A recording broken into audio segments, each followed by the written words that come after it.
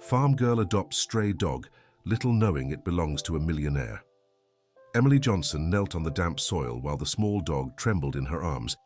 The animal had appeared on the farm 3 days ago, hurt and starving, and since then, she couldn't think of anything else. "You can't keep him, Emily," said her mother, Mrs. Susan, watching from the porch. "We barely have enough food for ourselves, let alone for a dog." The 19-year-old girl held the dog tightly against her chest.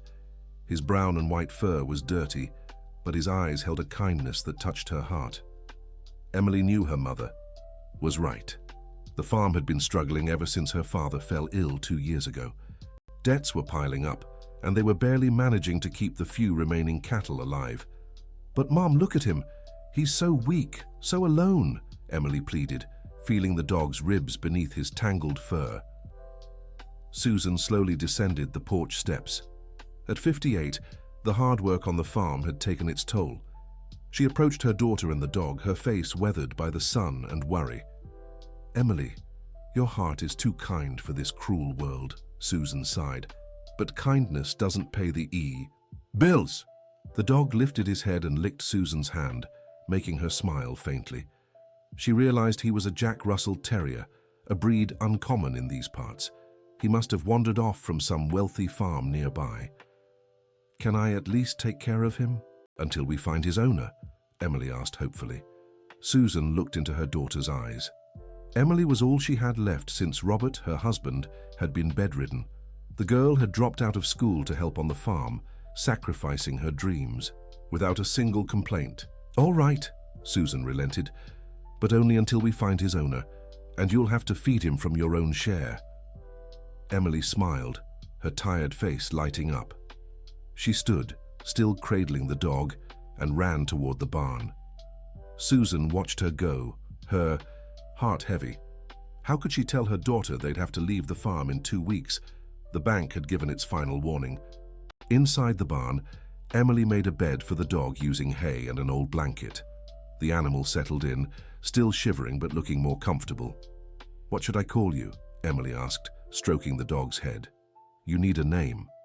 The dog looked up at her with expressive brown eyes, and Emily noticed something peculiar. Around his neck, nearly hidden beneath the dirty fur, were marks from a collar, one that must have been expensive, judging by the imprints. "You had a home, didn't you?" she murmured. "Someone must be looking for you." But Emily had no idea that 300 miles away in New York City, Richard Harrison was turning the world upside down, searching for Buddy, his four-legged companion who had gone missing during a trip to the countryside. At 62, Richard was one of the most successful businessmen in the country. Owner of a supermarket chain that spanned the Northeast, he had everything money could buy. But none of it mattered now. Buddy was more than a dog to him. He was Richard's only companion since his wife passed away 3 years ago. "Mr. Harrison, we've contacted every vet clinic within a 100-mile radius," his assistant Michael informed him. "No one has seen Buddy." Richard stood in his office on the top floor of a skyscraper in downtown New York. The glass walls offered a panoramic view of the city, but he couldn't appreciate any of it. His hands shook as he held Buddy's photo. "Expand the search," Richard ordered. 200, 300 miles, I don't care. "Sir, with all due respect, it's been a week. The chances of finding him, I don't care about the chances." Richard slammed his fist on the table. "Buddy is alive, I know it. He's smart, he's strong. Someone must have found him." Michael nodded, well aware of his boss's temperament. Richard Harrison hadn't built an empire by accepting defeat easily. "I'll increase the reward," Richard decided. $100,000 for whoever finds Buddy." $100,000, sir, that's too little," Richard interrupted. "Buddy is worth far more than that to me." Meanwhile, at the small farm in the countryside, Emily was discovering that taking care of a dog was harder than she'd imagined. The animal, which she'd decided to call Spot for now, was starving but also very weak. She shared her dinner with him. Rice, beans, and a small piece of meat her mother had saved especially for her. Emily, you need to eat," Mrs. Susan gently scolded. "You've worked all day." "I'm not hungry, Mom," Emily lied, her stomach growling in protest. Susan watched her daughter carefully feed the dog, giving him small portions so he wouldn't get sick. Emily's dedication moved her, but it also worried her. How would her daughter survive in this world with such a generous heart? That night, Emily took Spot to sleep in her room, despite her mother's protests. The dog settled at the foot of her bed, and for the first time in days, seemed completely relaxed. "Tomorrow, I'll give you a bath," Emily promised. "And we'll see if anyone in town knows who your owner is." Dear listener, if you're enjoying the story, don't forget to like and especially subscribe to the channel. It helps us a lot as we're just starting out. Now continuing. The next morning, Emily woke up just as the sun was rising on the horizon. Spot was awake, sitting beside her bed, watching her with those expressive eyes. "Good morning, little one," she smiled, petting his head. "Ready for a bath?" Emily prepared a basin of warm water in the backyard. Spot hesitated at first, but soon relaxed under the young woman's gentle care. As she washed him, Emily hummed a song her grandmother used to sing, a simple tune about hope and better days. That's when she saw it. Beneath all that dirty, matted fur engraved on a small metal tag attached to a thin chain around the dog's neck was the name Buddy and a phone number. Emily's heart raced. The dog had an owner, just as she'd suspected, but something troubled her. Why was a dog with such clear identification so far from home, so hurt and abandoned?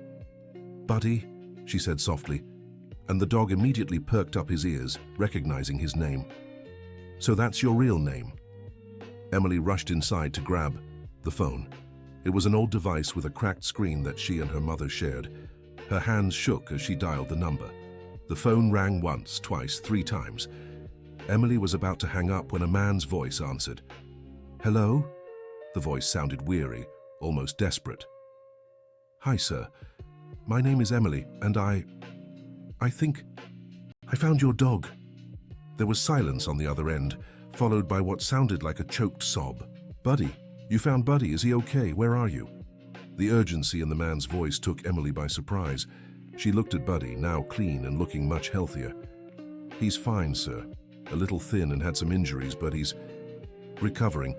We're in Clearwater in rural Pennsylvania." "Clearwater," Richard repeated, trying to place it mentally. "That's almost 200 miles from where he went missing.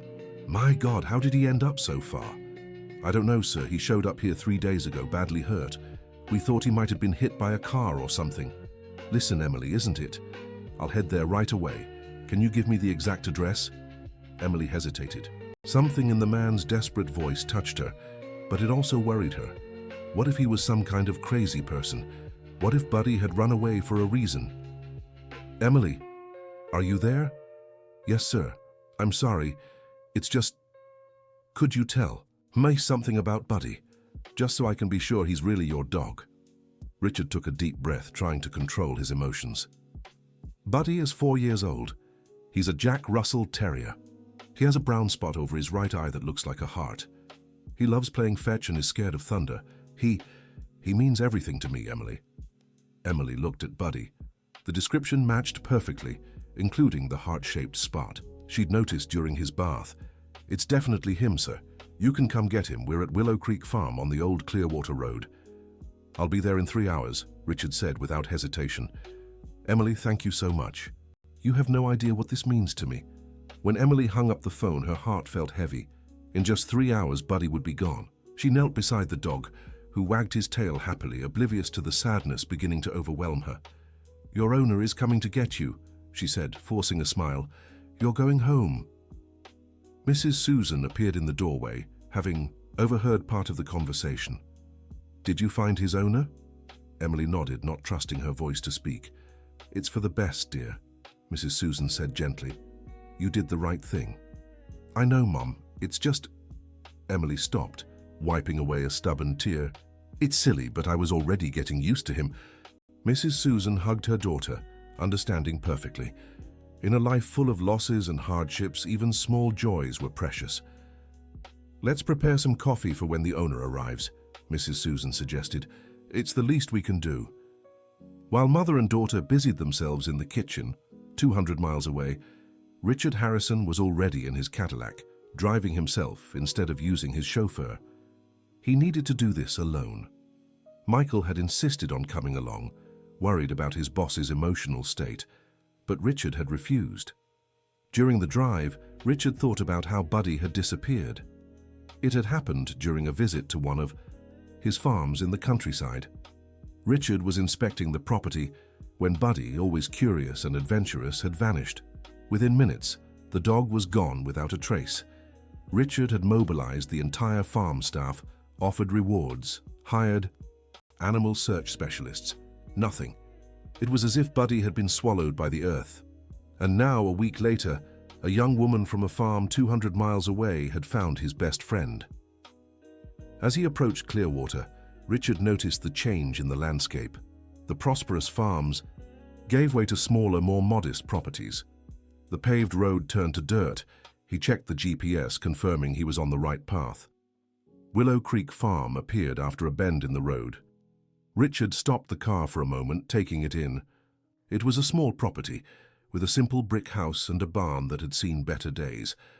But there was something welcoming about the place, a sense of home that his many properties had never managed to convey. He drove up to the entrance and honked softly. Almost immediately, he saw a young woman step out of the house. She had brown hair tied in a braid and wore simple work clothes. But what caught his attention was the dog in her arms. "Buddy!" Richard shouted, getting out of the car.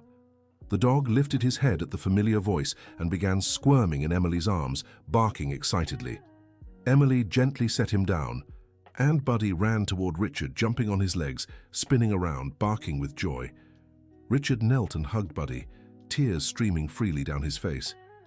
The tough businessman, who negotiated millions without blinking, was crying like a child upon reuniting with his companion. Emily watched the scene, moved. There was no doubt this was Buddy's true owner. The love between them was evident. "Thank for you," Richard said, finally standing up, Buddy still jumping around him. "Thank you so much, Emily." "It was nothing," Emily replied, trying to smile despite the ache in her heart. "I'm happy you two found each other again." Mrs. Susan appeared in the doorway, watching the scene curiously. Richard greeted her politely and then pulled out his wallet. "Please, let me repay you," he said, taking out a checkbook. "No," Emily said quickly, "you don't have to. I didn't do this for money." Richard paused, surprised. He was used to a world where everything had a price. "But you took care of him, fed him?" "It was a pleasure," Emily insisted. "Really, Buddy. I mean, the dog kept me company these past few days. That was payment enough." Richard put his wallet away, but something in the young woman's expression bothered him. There was a sadness there that went beyond saying goodbye to the dog. "At least come inside for some coffee," Mrs. Susan interjected. "It must have been a long trip." Richard agreed, more out of politeness than necessity. As they walked to the house, he noticed the state of the property. The fences needed repairs, the roof had broken shingles, and there was a general sense of fighting against the inevitable. Inside, the house was clean and tidy but modest. Richard sat at the kitchen table while Mrs. Susan poured coffee. Buddy stayed at his feet, as if afraid to lose him again. "How long have you had the farm?" Richard asked, making conversation. "It's been in the family for 3 generations," Mrs. Susan replied proudly. "My father-in-law built it with his own hands." "And you raise cattle," Emily answered. "Or we used to. Now we only have a few head left." Richard noticed the past tense. There was a story there. "Tough times for small farmers," he commented diplomatically. Mrs. Susan and Emily exchanged a glance that didn't escape Richard's notice. "Yes," Mrs. Susan agreed simply, "but we get by." As they drank coffee, Richard told them how Buddy had gone missing. Emily listened attentively, stroking the dog, who had moved closer to her. "He must have walked a long way," Emily remarked. "His paws were badly hurt when he arrived." 300 miles, Richard shook his head, amazed. "I can't imagine what he went through." "He's strong," Emily said fondly, "and smart. He knew where to go for help." Richard smiled, touched by the young woman's obvious affection for Buddy. He finished his coffee and stood. "Well, I'd better get going. I've taken up enough of your time." Emily stood too, and Richard saw the moment she forced a smile. "It was nice meeting you, Mr. Harrison, Richard Harrison," he introduced himself properly. "The pleasure was mine, Emily. I don't know how to thank you." They walked to the car. Buddy followed Richard faithfully but kept looking back at Emily. When Richard opened the car door, Buddy hesitated. "Come on, boy," Richard encouraged. "Time to go home." Buddy looked at Emily, who knelt and hugged him one last time. "Go on, Buddy," she whispered. "Your dad's waiting." The dog licked her face and then jumped into the car. Richard closed the door and turned to Emily and Mrs. Susan. "Thank you again. You didn't just save a dog, you saved my best friend." As the car drove away, Emily waved, keeping her smile until the Cadillac disappeared around the bend in the road. Only then did she let the tears fall. "Oh dear," Susan hugged her. "I know it hurts." "It's silly of me," Emily wiped her face. "I knew he had an owner. I knew this would happen." "It's not silly to miss someone who brought joy, even if only for a short time," Susan said wisely. They walked back to the house in silence. Emily tried to distract herself with farm chores, but everything felt emptier without Buddy's lively presence. Meanwhile, in the Cadillac, Richard drove quietly, processing what he had just witnessed. Buddy was asleep in the passenger seat, exhausted from the excitement of their reunion. Something about that visit unsettled him deeply. The farm was clearly struggling. The young woman had refused any reward, even though she obviously needed the money. And the way she had said goodbye to Buddy. Richard picked up his phone and called Michael. "Michael, I need you to research everything about Willow Creek Farm in Clearwater, Pennsylvania. Owners Susan and Emily Johnson." "Is there a problem, sir?" No problem, just curiosity. And Michael, be discreet." He hung up and looked at Buddy sleeping. The dog had found guardian angels in his time of need. Maybe it was time to return the favor. 3 days passed at Willow Creek Farm. Emily tried to keep to her usual routine, but Buddy's absence was felt every moment. She caught herself glancing at the corner where she'd made his bed, half expecting to see him there. It was on a Wednesday morning that an unfamiliar car appeared at the farm's entrance. Not Richard's Cadillac, but an ordinary sedan. A man in a suit stepped out carrying a briefcase. Emily was in the barn tending to the few remaining cows when Susan called her. "Emily, someone's here to see us." Emily wiped her hands and walked to the house, curious. The man introduced himself as Mr. Williams, an attorney. "An attorney?" Susan paled. "Is it about the debts? The bank said we had another week." "No, ma'am," the attorney reassured her. "This has nothing to do with debts. Actually, I'm here on behalf of Mr. Richard Harrison." Emily's heart raced. Had something happened to Buddy? "Is Buddy okay?" she asked anxiously. The attorney smiled. "The dog is just fine. In fact, it's because of him that I'm here. Mr. Harrison was deeply moved by your kindness and would like to repay it." "We already said we don't want money," Susan began, but the attorney interrupted. "It's not exactly money, ma'am. Mr. Harrison has a business proposal." Emily and Susan exchanged confused glances. "What kind of proposal?" Emily asked. The attorney opened his briefcase and pulled out some documents. "Mr. Harrison is expanding his line of organic products in his stores. He needs reliable suppliers for milk and dairy. After researching your farm, he was impressed by your history of quality, despite recent hardships." "But we barely have any cattle left," Susan protested. "That can be resolved," the attorney continued. "Mr. Harrison is willing to make an initial investment to help you rebuild your herd and modernize your facilities. In return, you'd become exclusive suppliers for Harrison's markets." Emily could hardly believe what she was hearing. It was too good to be true. "What's the catch?" she asked skeptically. "Rich people don't do things like this without expecting something in return." The attorney sighed. "There's no catch. Mr. Harrison was very clear. You saved what he holds most dear without asking for anything. He wants to repay you in a way that preserves your dignity. It's not charity. It's a business deal where everyone wins." Susan held the papers with trembling hands. "This would save the farm," she murmured. "We need to think," Emily said. "It's a lot to process." "Of course," the lawyer stood up. "Here's my card. Mr. Harrison asked me to say there's no rush. The offer remains open." After the lawyer left, mother and daughter sat at the kitchen table, the documents spread between them. "What do you think?" Susan asked. "It seems too good to be true," Emily answered honestly. "But if it's real, We could save the farm. We might even hire help. You could go back to school. Emily shook her head. Let's not rush. We'll read everything carefully, maybe consult someone. But deep down, they both knew it. Was the answer to their prayers. The question was, why was Richard Harrison really doing this? The answer lay 300 kilometers away, in Richard's penthouse in New York City. The businessman was in his home office, Buddy sleeping in his bed beside the desk. Michael entered with a report. Here's everything on the Johnson family as you requested. Richard flipped through the document. The story was both ordinary and tragic. Robert Johnson had been a respected producer until suffering a stroke 2 years ago. Medical expenses drained the family's savings. Susan tried to keep the farm running, but without experience and with debts piling up, it was a losing battle. Emily had dropped out of veterinary school in her second year to help her mother. Her grades were excellent, with a partial merit scholarship, but the family needed her. The girl had a future, Michael remarked. Her grades were exceptional.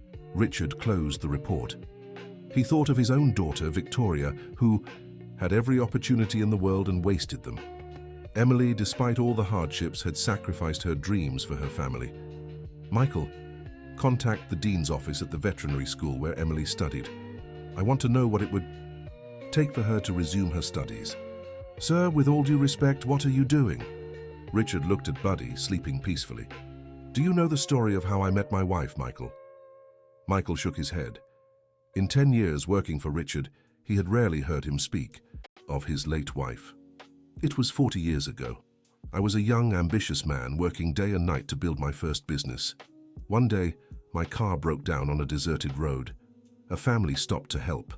Not only did they give me a ride, but their daughter Laura insisted her father check what was wrong with my car. Richard paused, lost in memories. They didn't know me, didn't know I was already finding success in business. To them, I was just someone who needed help. Laura and I kept in touch, and 2 years later we married. She always said kindness comes back to those who practice it. And Miss Emily reminded me why Laura loves simple country folk so much, Richard finished. She took care of Buddy without expecting anything in return. In a world where everyone wants something, that's rare, Michael. Very rare. Michael nodded, finally. Understanding. I'll contact the university right away. And Michael? I want this done right. No obvious charity. Emily has pride, like her mother. We need to find a way to help that lets them keep their dignity. Meanwhile, at the farm, Emily was on the porch watching the sunset. Her mother had gone to check on her father, who'd had a restless day. The sound of an engine made her look up. Was the lawyer coming back? But the approaching car was familiar. Richard's Cadillac. Emily stood, her heart racing. Had he changed his mind about the offer? Richard stepped out of the car, and immediately Buddy jumped out after him. The dog ran straight to Emily, jumping and barking with joy. Buddy! Emily knelt down to hug him. What are you doing here? He hasn't left me alone since we got back, Richard said, stepping closer. He whines at the door, barely eats. I think he left his heart here. Emily looked at Richard, confused. But, listen, Emily. I'll be direct. Buddy clearly bonded with you. And these past few days I've realized the feeling is mutual. So I have a different proposal for you. Dear listener, if you're enjoying the story, don't forget to like and subscribe to the channel. It helps us a lot as we're just starting out. Now, back to the story. Richard sat on the porch steps, a surprisingly casual gesture for someone of his standing. I travel a lot for business. Buddy always came with me, but he's getting older and the trips wear him out. I need someone to care for him when I'm away. Someone he trusts. Emily hugged Buddy tighter, hardly daring to hope. You want me to take care of him? More than that, Richard continued. You were studying veterinary medicine, right? How about this? You take care of Buddy, and in return, I'll sponsor your education. You could study remotely or at nearby satellite campuses, and Buddy would stay here with you when I travel. I don't know what to say. Say yes, Susan said, appearing in the doorway. She had overheard the conversation. Say yes, dear. Emily looked from her mother to Richard, then down at Buddy, who was licking her affectionately. "But what about the farm? Mum needs me." "The business partnership offer still stands," Richard assured her. "With the investment, you could hire help. Your mother won't be alone." It was too much. Tears streamed down Emily's face. "Why are you doing this?" she asked. "Why so much kindness?" Richard gazed at the horizon, where the setting sun painted the sky in shades of orange and pink. "Because a long time ago, someone was kind to me without expecting anything in return. It changed my life. I met my wife because of a random act of kindness. Buddy brought me to you for a reason, Emily. I don't believe in coincidences." Buddy barked, as if in agreement. "So?" Richard stood, extending his hand. "Do we have a deal?" Emily looked at his outstretched hand. Accepting would change everything. It would mean a chance to pursue her dreams without leaving her family. It would mean having Buddy in her life. But Emily hesitated. The pride passed down through generations of Johnsons, who had built everything with their own hands, warred with practicality.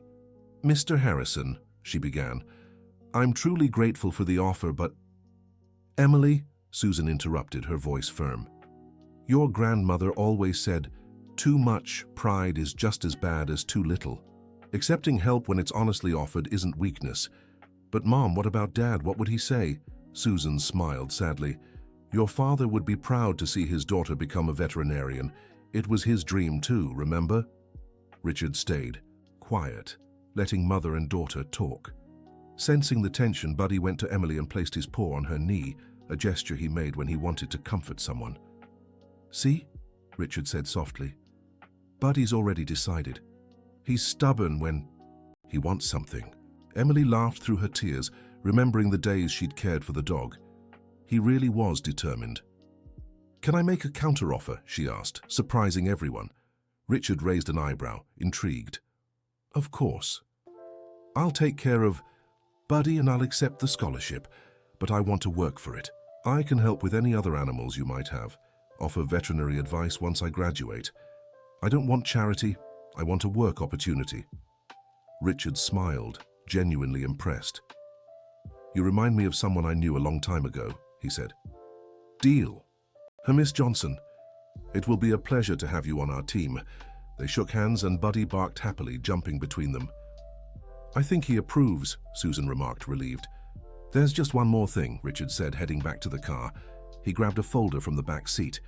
"The lawyer told me you needed time to think about the business proposal, but there's something more urgent here." He handed the folder to Susan. "What is this?" she asked, opening it. "The situation with the bank. I took the liberty of negotiating with them. The debts have been restructured under much more favorable terms. You have 2 years before payments start, with minimal interest." Susan nearly dropped the folder. How did you—" "Let's just say the bank and I have a long business history. They were quite receptive to an agreement." "We can't accept this," Susan said, but her voice lacked conviction. "It's not a gift," Richard clarified. "It's an investment. I need reliable suppliers and you need time to rebuild. Everyone wins." Emily hugged her mother, who was silently crying. Years of worry and fear seemed to melt away in the face of this new hope. "Well," Richard said, visibly moved himself. "First to Niatinde. Anusium bitte. I'd better get going. Buddy, are you coming with me today or staying?" Buddy looked from Richard to Emily, clearly torn. "He can stay," Richard decided. "After all, I'm traveling next week anyway, but behave. Understood?" Buddy wagged his tail and ran into the house as if he already knew his place. "I'll be in touch about the university details," Richard said, walking to the car. "And Emily, thank you for everything." As the car drove away, Emily and Susan stood on the porch, still processing everything that had happened. "It feels like a dream," Emily murmured. "Sometimes," Susan said, hugging her daughter, "life surprises us with little miracles, or rather four-legged miracles." Buddy appeared at the door, carrying one of his old shoes in his mouth, ready to play. Emily laughed, her first genuine laugh in a long time. But not everything would be as simple as it seemed in that joyful moment. Life, Emily would learn, had curious ways of testing the strength of new bonds. The next morning, Emily woke to Buddy sleeping at the foot of her bed, just like the days when he was Spot. The reality of what had happened still felt surreal. "Good morning, boy," she whispered, and Buddy immediately jumped up, ready for a new day. As she prepared breakfast, the phone rang. It was a woman's voice, formal and cold. "Miss Johnson? This is Victoria Harrison." Emily felt a chill in her stomach. "Richard's daughter." "Yes, speaking. I understand my father made some arrangements with you yesterday." The tone made it clear Victoria wasn't happy. "Yes, he offered a business partnership, and—" "Listen carefully," Victoria interrupted. "I don't know what kind of game you're playing, but my father has been vulnerable since my mother died. Buddy is the only thing that matters to him, and you took advantage of that." "No," Emily protested. "That's not what happened. We found Buddy injured and—" "Spare me the details. I know how people like you operate. My father might be blind, but I'm not. I'll be watching."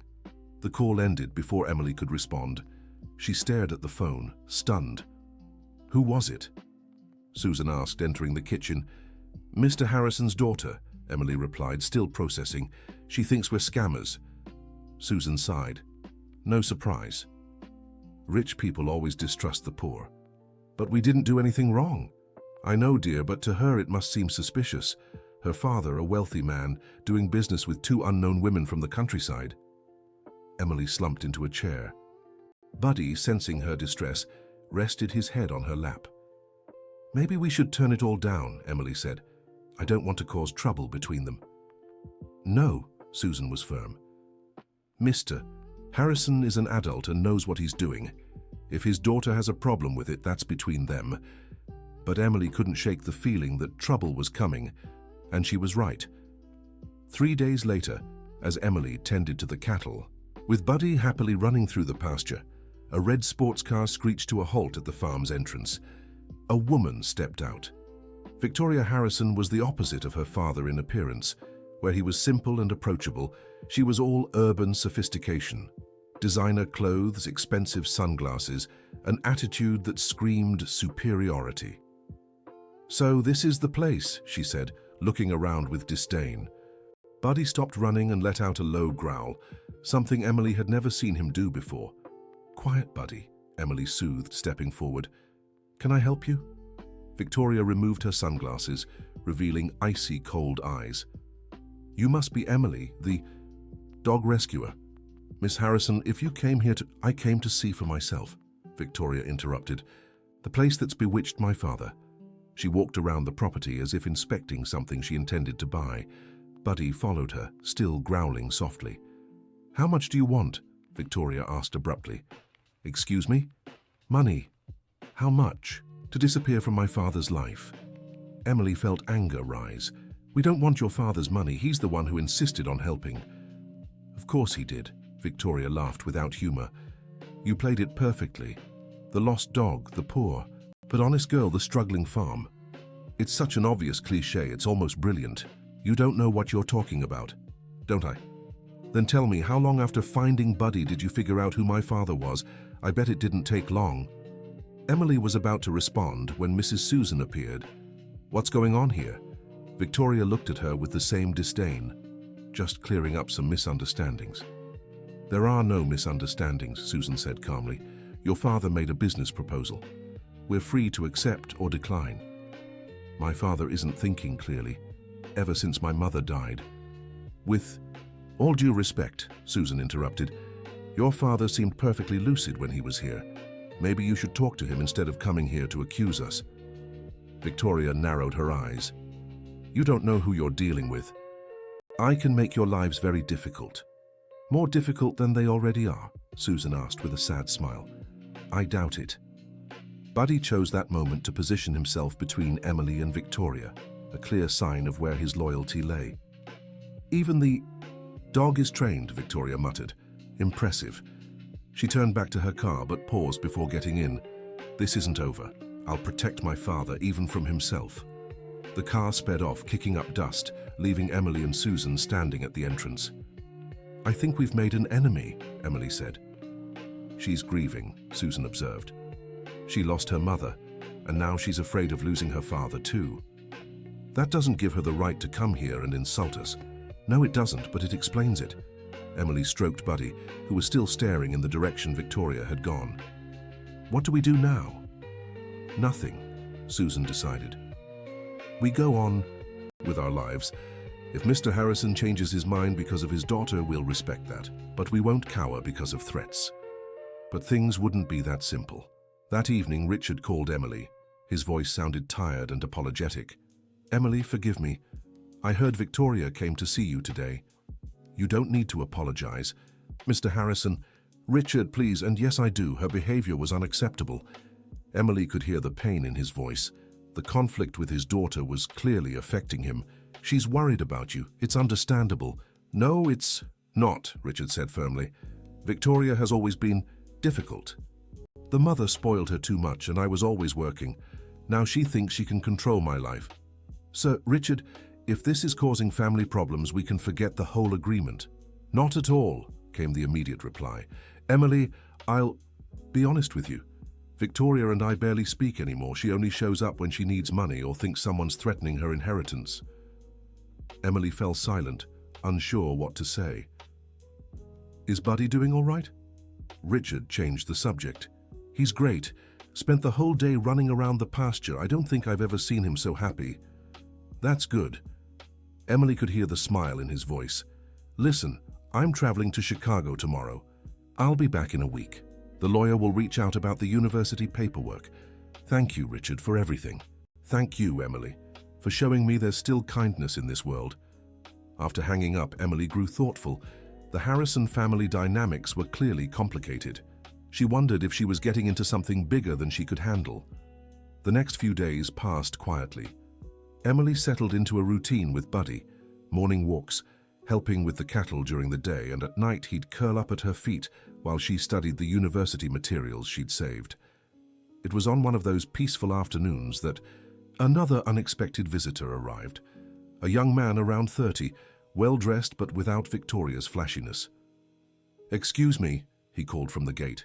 Is this Willow Creek Farm? Emily approached, Buddy at her side. Yes, can I help you? My name is Andrew Peterson. I'm a veterinarian and have worked for the Harrison family for a few years. Richard asked me to stop by. Emily relaxed slightly. Buddy seemed to recognize. The man wagging his tail. Oh, you must be Buddy's vet. Among many other things, Andrew smiled, a genuine warm smile. Richard has animals on several properties, but yes, Buddy is my favorite patient. He knelt to examine the dog, who happily submitted to the inspection. He looks great, Andrew concluded. You did an excellent job nursing him back when he was hurt. I did what I could with what little I had. Sometimes that's all we need, Andrew stood up. Richard mentioned you were studying veterinary medicine? Emily nodded, a little embarrassed. Only up to my second year.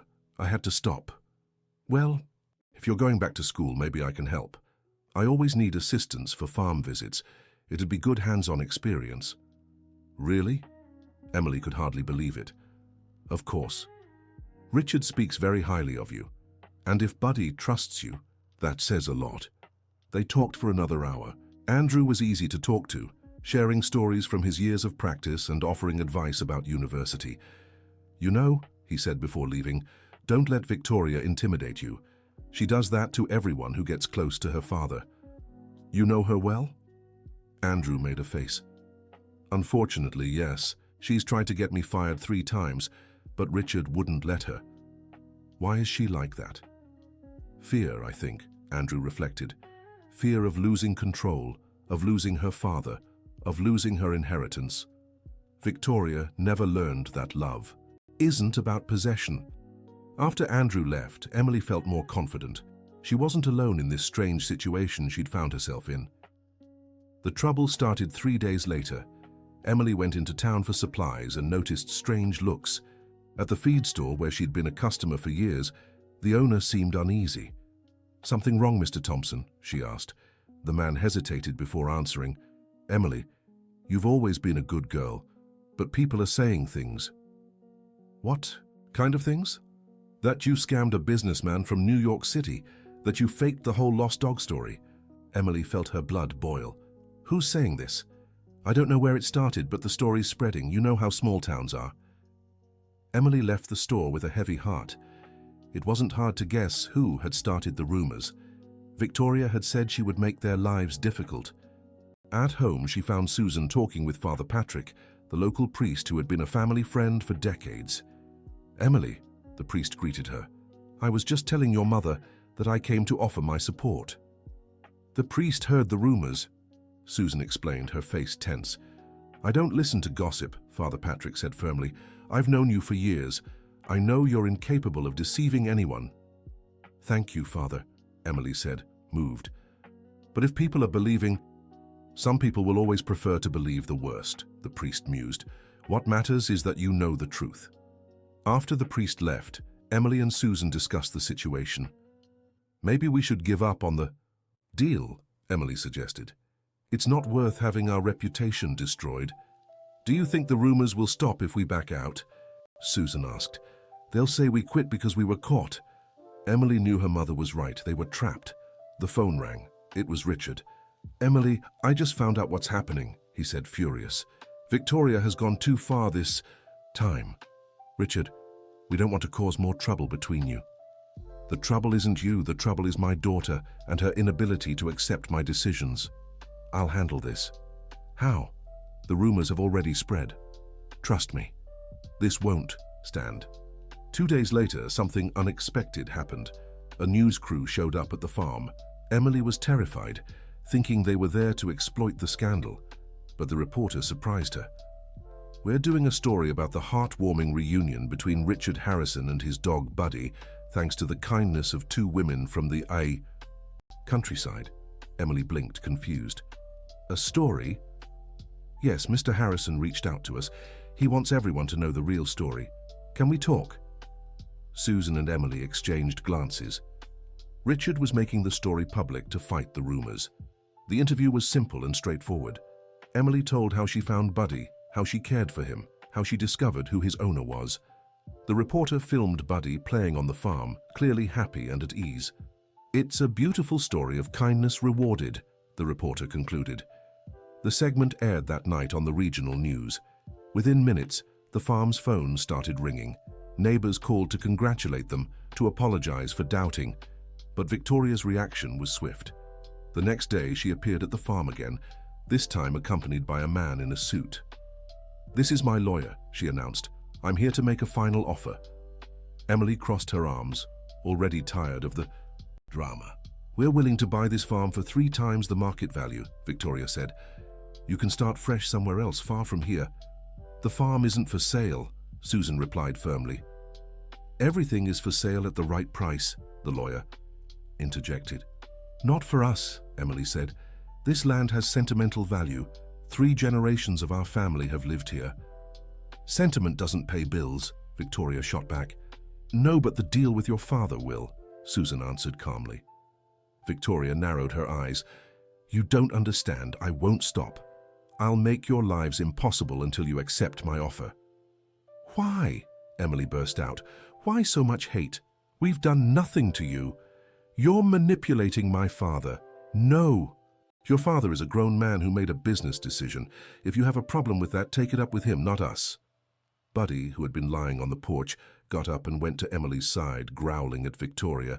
"Even the dog has picked." "To her side," Victoria said bitterly. "Maybe because animals sense who has a good heart," Susan observed.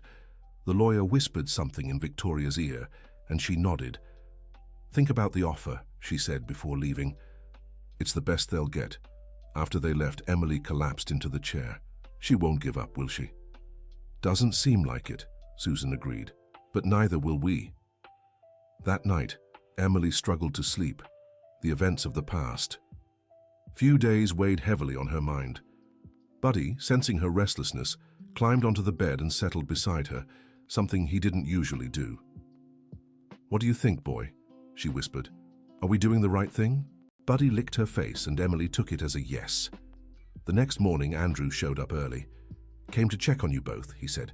"Heard about the recent developments." "News travels fast," Emily remarked.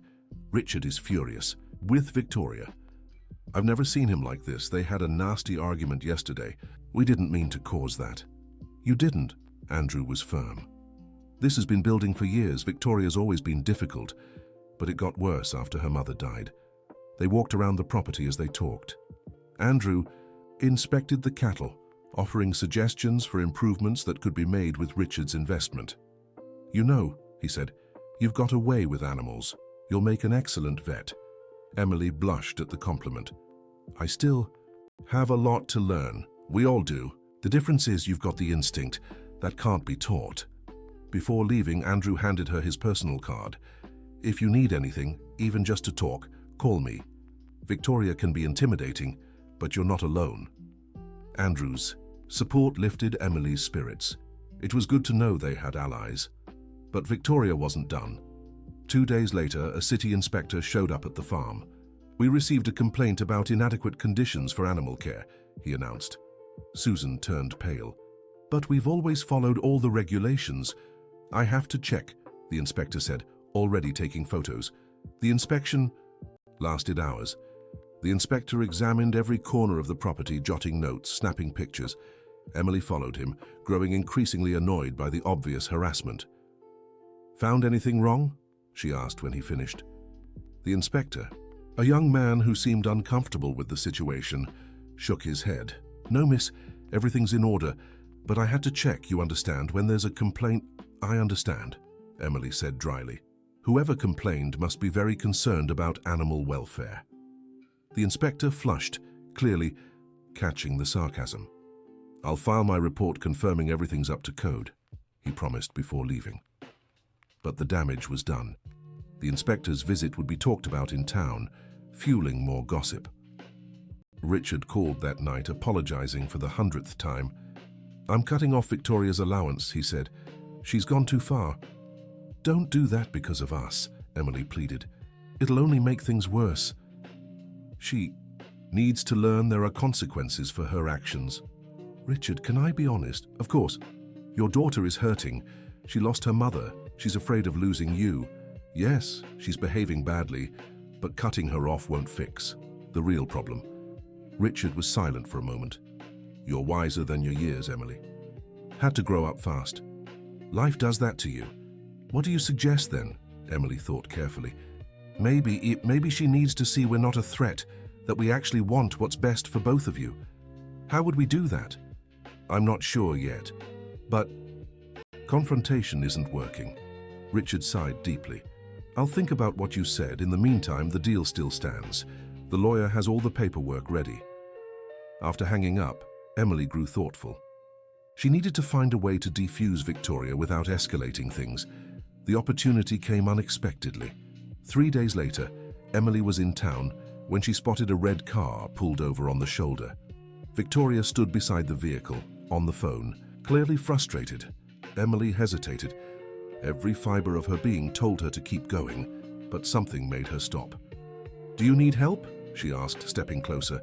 Victoria looked at her with surprise and suspicion. "What do you want?" "Did your car break down? I can call someone." "I already did. It'll take them 2 hours to—" "Get here," Victoria replied irritably. Emily looked around. The sun was blazing and there was no shade nearby. "My truck is right there. I can give you a ride into town." "Why would you do that?" Victoria asked suspiciously. "Because it's the right thing to do," Emily answered simply. They stood in silence for a moment, staring at each other. Finally, Victoria gave in. "All right." The ride was tense at first. Victoria stared out the window, avoiding eye contact. Emily drove in silence, Buddy sitting between them. It was Buddy who broke the ice. He placed his paw on Victoria's knee, and she automatically petted him. "He was very attached to my mom," Victoria said suddenly. Emily glanced at her, surprised by the confession. "Buddy stayed with her when Dad was traveling, which was always. She used to say Buddy was better company than most people." Emily stayed quiet, sensing Victoria needed to talk.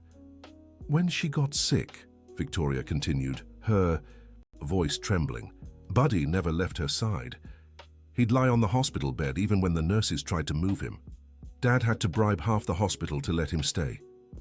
"That must have been hard," Emily said softly. "You have no idea." Victoria wiped away a tear.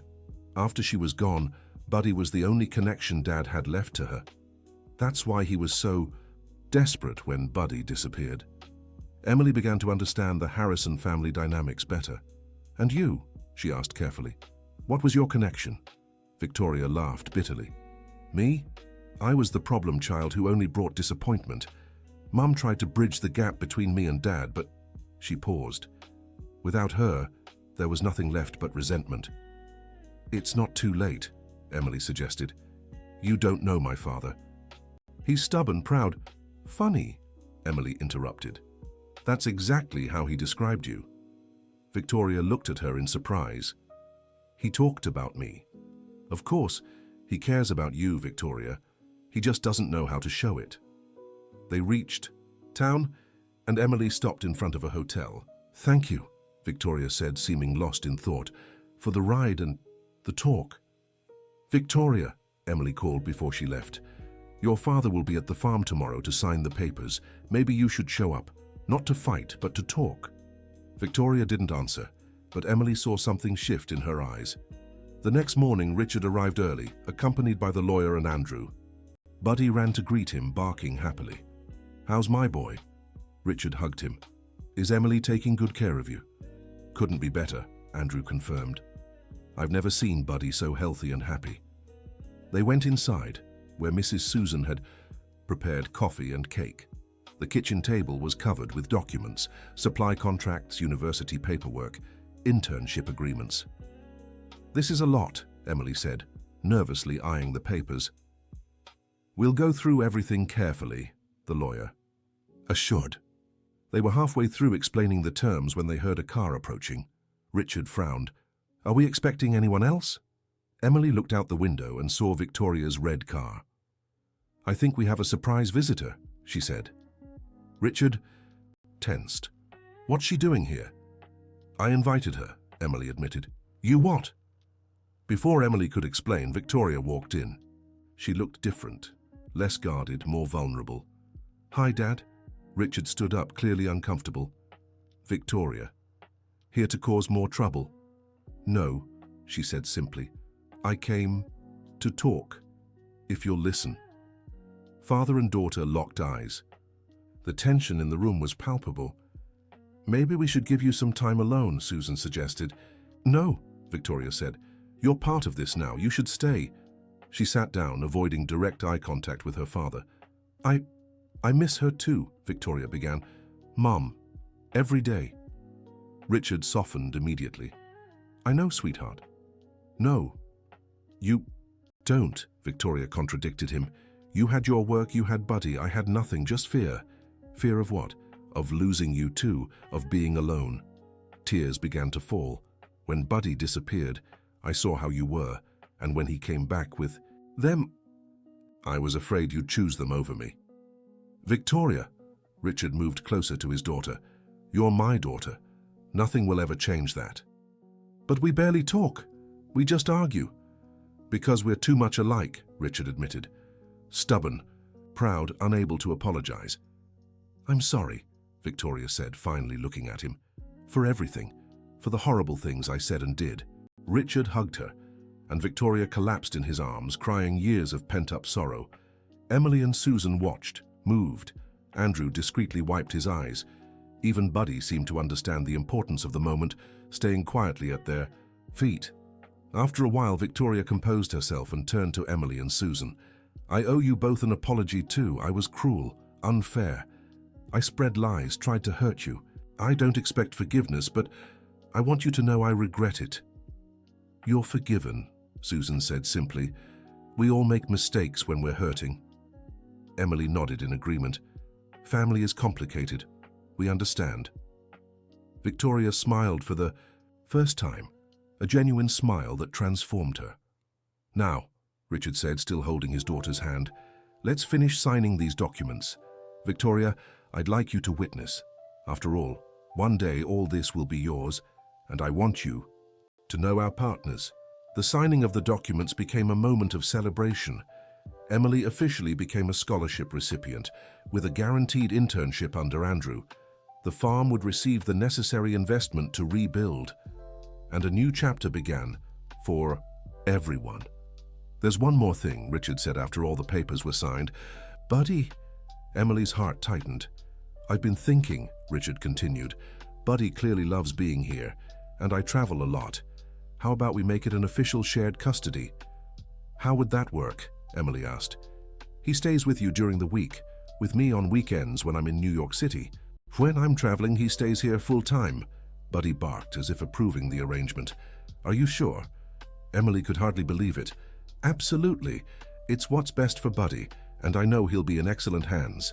Dear listener, if you're enjoying the story, don't forget to like and especially subscribe to the channel. It really helps us who are just starting out.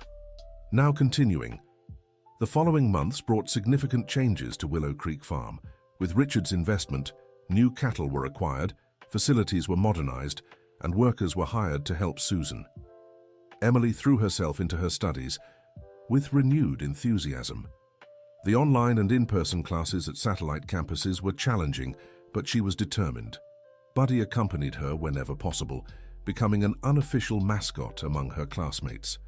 Her internships with Andrew were the highlight. They visited farms all over the region, treating animals and advising producers. Emily absorbed knowledge like a sponge. "You have a gift," Andrew said one day, after Emily correctly diagnosed a complex issue with a cow. Some vets take years to develop that instinct. The relationship between Emily and Andrew also evolved. What began as professional mentorship gradually turned into friendship, and then into something more. They were small gestures, a lingering look, a casual touch that lasted a little too long, conversations that stretched beyond what was necessary. Susan noticed, of course. "That young man Andrew is very kind," she remarked one day with a mischievous smile. "Mom," Emily blushed, "I'm just observing. He's a good young man, hard-working, polite, clearly likes you. We're co-workers." "For now?" Susan winked. The relationship with Victoria had also changed drastically.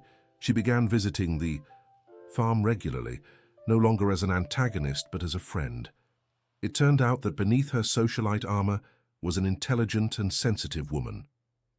"You know," Victoria said one day, while helping Emily feed the calves, "I've never done anything like this before. Fed animals. Done something useful," Victoria corrected. "My life has always been about showing up at events, spending money, being seen in the right places. And now? Now, I don't know. Maybe it's time for a change." And change she did. Victoria began constructively involving herself in her father's business, learning about operations and suggesting improvements. Richard was surprised and proud of his daughter's transformation. But not everything was smooth sailing. A year after the agreement, when Emily was in her final semester of college, an unexpected crisis arose.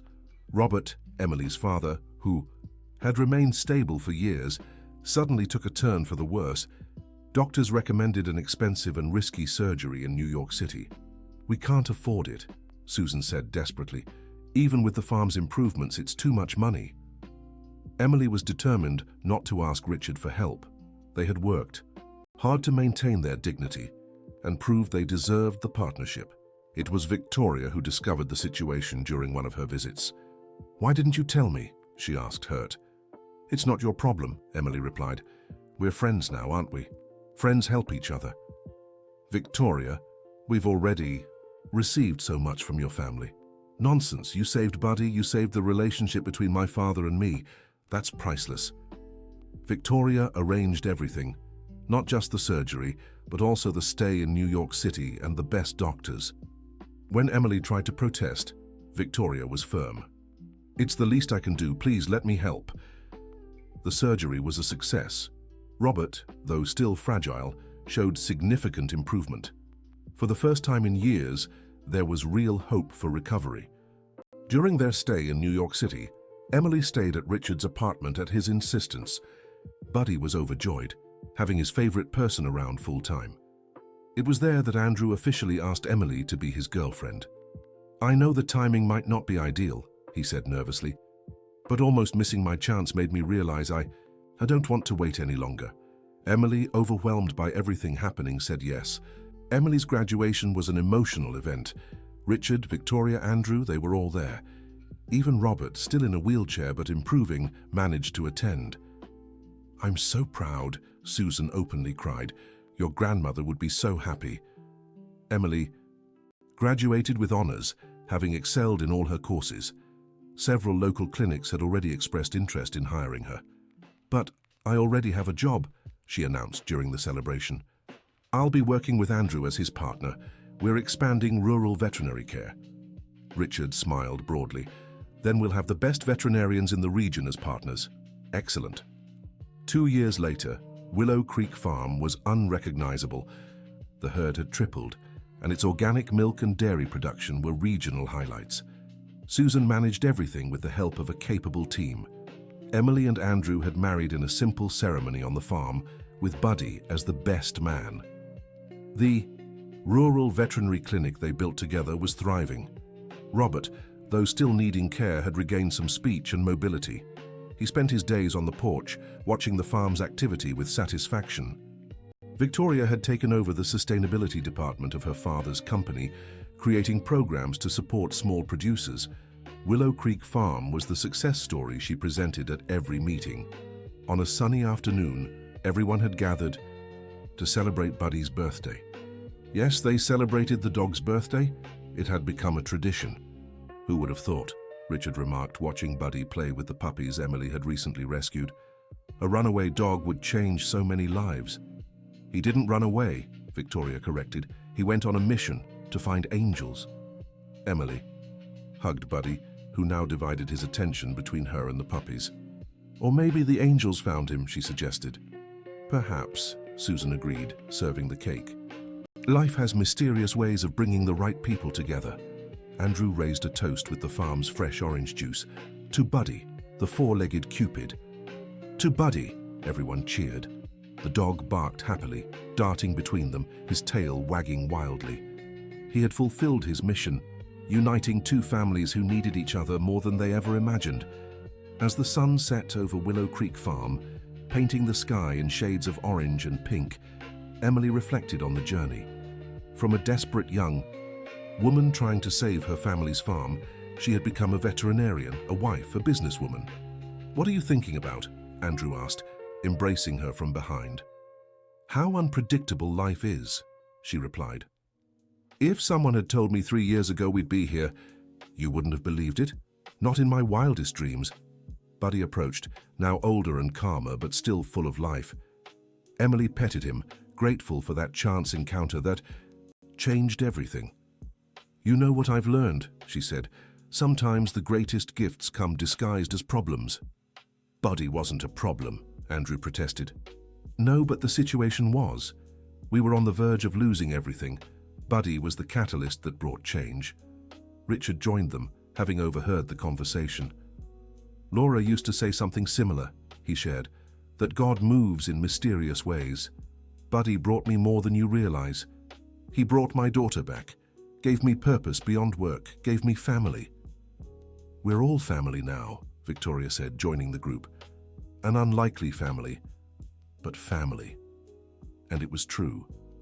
United by a determined little dog and the kindness they chose to show one another, they had created something precious, a network of love, support, and hope. Buddy, sensing the love surrounding him, lay down at the center of the group, content. His 300-mile journey hadn't been in vain. He had not only found his way home, but had created a new home for all of them. Willow Creek Farm, which had once struggled against extinction, now thrived as a symbol that kindness, when nurtured, can flourish in the unlikeliest of circumstances. And at the heart of it all, a little Jack Russell Terrier who proved that love knows no distant social class or impossibility. The end. And so we come to the end of this heartwarming journey. Dear listeners, we hope you were as moved as we were by the story of Emily, Buddy, and everyone who played a part in this beautiful tale of resilience and love. If you've made it this far, let us know in the comments where you're watching from and what you thought of the ending. Did Emily make the right choices along the way? We'd love to hear your thoughts. Don't forget to like and subscribe so you don't miss our next stories. Thank you so much for joining us, and until next time.